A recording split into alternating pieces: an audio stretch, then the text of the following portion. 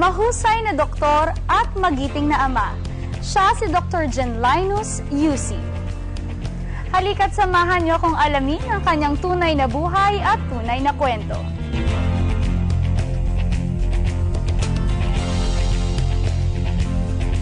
Hi, Doc UC. Good morning. Welcome to Real Talk. Good morning, Diane. Thank you for having me. To start off, take us back into your childhood years. Kamusta po kayo nung kabataan ninyo? Well, medyo maswerte ako in that aspect.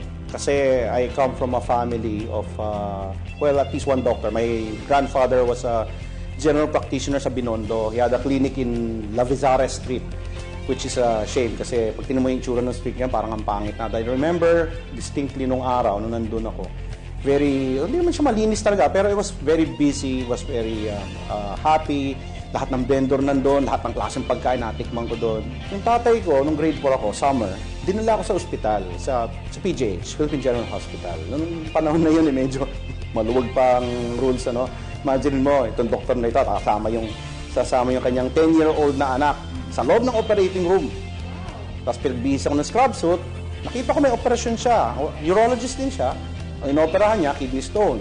So, nakita ko, hiniwa niya yung pasyente, yung anesthesiologist, nagkataon, ninong ko, tinuruan niya ako mag-BP, 10 years old. So, nakita ko yun, nakita ko paano siya mag-opera, parang medyo dumikit na sa isip ko yun, tapos nakita ko yung dugo, nakita ko yung laman loob ng tao, hindi man ako nandire, 10 years old. So, sabi ko, pwede siguro ako mag-doktor. During the time na nag-aaral po kayo, ano po yung mga struggles ninyo or mga challenges na sa tingin nyo talagang major challenge sa buhay na na-encounter ninyo? Well, during the education, is that what you mean? Sa education, one of the major struggles, kasi nga, since yung dad ko, doktor, urologist, tapos faculty pa siya sa PGH, kahit pa paano, bias na yung tao sa'yo. So it's either napakabait nila sa'yo o medyo... There are three kinds of people who treat children of doctors there. First, mabait sa'yo kasi kaibigan niya yung magulang mo. So, gusto ka niyang turuan. Advantage yun. Meron naman na baligtad naman na parang, tingnan natin yung galing mo. Pagagalingin kita, pero iba yung direksyon. Hindi kayo tutulungan. They will challenge you in a good way. Meron naman, pahihirapan ka talaga. Kasi, ganun yung parang somehow there's some hostility involved and they tend to be biased towards you. They expect more of you. Kasalanan mo, kasalanan. Pag ginawa ng iba, hindi na pinapansin. Pero pag ikaw gumawa nun, mas malaki yung kasalanan. So, hindi mo na maintindihan. So, how's your relationship with your wife and kids? We're very close. Kasi nga, I make it a point na talagang if possible, I have breakfast with my family. So, most of the time, kahit yung mga kids, maaga aalis, kasama ko sila.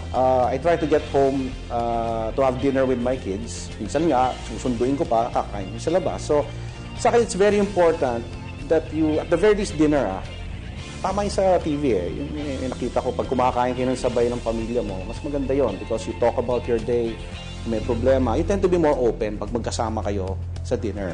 We know that two of your kids meron pong special needs. Kamusta po? Kwentuhan niyo po kami. Well, nag-start yan syempre sa son ko. He was completely normal, wala namang problema. Pero nung pagdating niya ng mga 1.5, he was starting to talk kami, mama, dada, etc. Normal, then suddenly it stopped. Biglang umurong. That's always a bad sign. Pagka yung development, biglang nag-halt, tapos lalo nang umurong. Yung mama data dati, nawala. Naging gano'n na lang. Tapos yung eye contact, nawala. Hindi ka masyadong tinitingnan na ngayon. Pag kinakausap mo, sasalita siya pero hindi nakatingin sa'yo. So at that point, since doctor ako and since I have some experience with kids of special needs during my education, medyo na-recognize there's something wrong here. He was diagnosed as ADHD, that's Attention Deficit Hyperactivity Syndrome, with the autistic spectrum. So, very early. Mas madaling i-treat. Mas madaling i-treat yung pag mas maaga. So, and then yung second and third naman po? My second kid is normal. So, she's now in pre-med. So, I have high hopes for her. And the thing is, she knows she has a lot of obligations very early on at this time.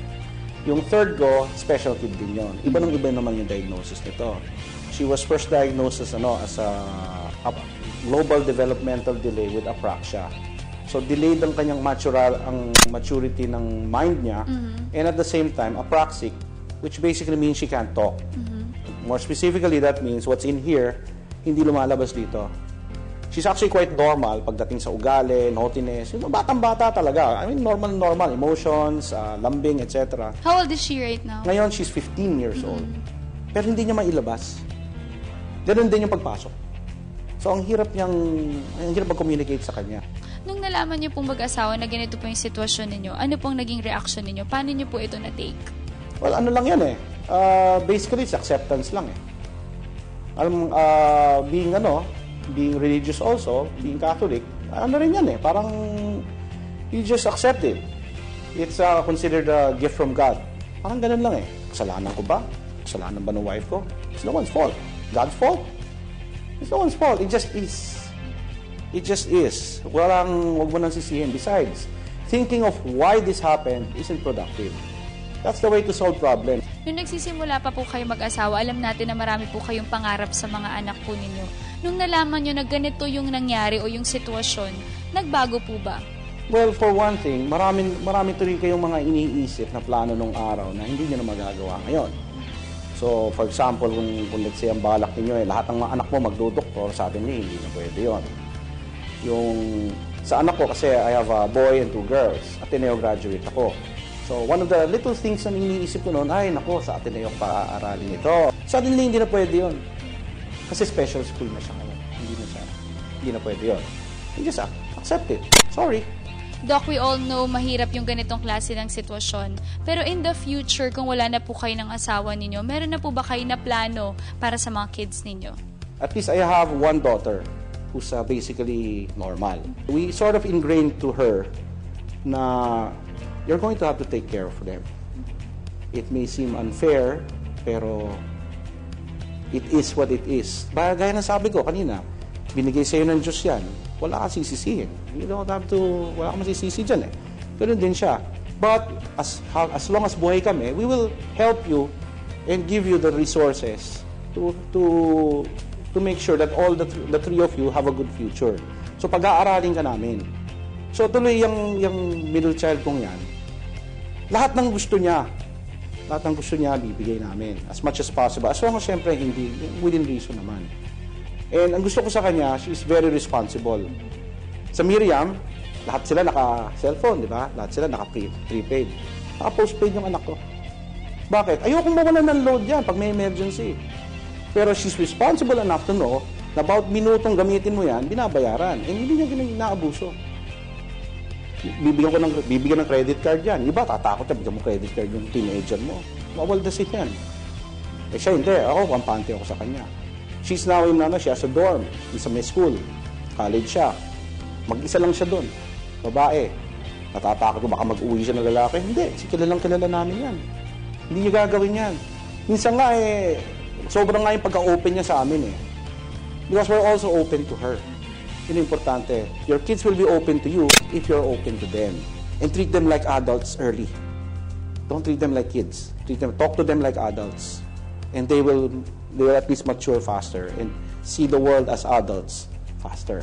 Alright. Any lessons in life that you have learned that you would like to share with us? Most especially mula po sa na-experience ninyo mag-asawa?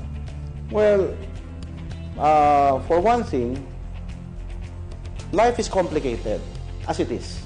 If you have a simple nuclear family, life is already complicated. Ang hirap paligayahin ng asawa, ang hirap mag-alaga ng bata, complicated ang problema nila. Kahit yung ordinary problems na complicated. Huwag mo nang komplikehin ang buhay mo. Huwag mo nang dadagdagan pa. Dadagdag ka pa ng girlfriend. Dadagdag ka pa ng kung ano-anong mag-iisip ka pa ng magdodroga ka pa. O, ito lang mga taong to na binigay ng Diyos sa'yo. Mahirap na nga silang i-manage. Ba't mo pa dadagdagan pa? Kung meron kang extra oras, sabobor ka sa trabaho mo, kasi you're making so much money na napakadali. Let's say, negosyante ka. And 2 hinga mo lang meron ng 100,000 na pumasok sa bangko mo. A lot of these people, maybe they become bored, they try to find something to make it more exciting. Kaya iba, mapasok sa droga, sa krimen, etc. Punta mo na yung pamilya mo, tingnan mo. Ako si Dr. Jean Linus UC, isang doktor, urologist, surgeon. Tunay na tao at yan ang aking tunay na kwento.